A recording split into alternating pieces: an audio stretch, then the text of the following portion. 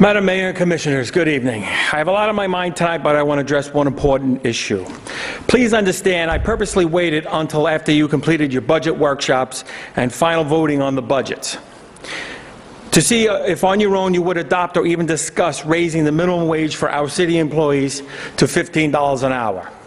I waited because if I had said something perhaps causing you, the mayor, or prompting one of the city commissioners to say something, I'm sure it would have resulted in a not at this time or a we can't afford decision. Instead, I wanted to see if the folks who were running for re-election would even remember their pledge to the city employees of $15 an hour. If it's not an issue of raising a minimum wage, but has been forgotten.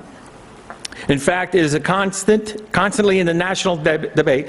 Almost every day we hear of another national employer moving to $15 an hour for their workers. It is also part of the presidential campaign platforms of Hillary Clinton and Bernie Sanders and others. So you can't say out of sight, out of mind.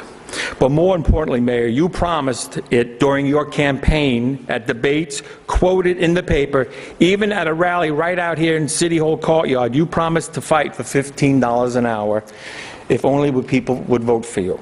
You too, Mr. Keith James, you endorsed $15 an hour as well.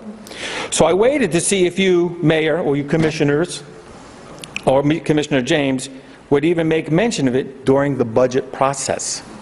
Instead, I heard absolutely nothing. The irony here, Mayor, is that you weren't against the public or any other commissioners opposing it. If all you had to do was propose it, Commissioner James wasn't going to oppose it. He endorsed it.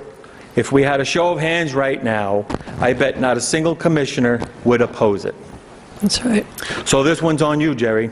You promised the city workers and you didn't deliver. Of course, there's another explanation. You never intended to offer the $15 an hour to your employees from the beginning.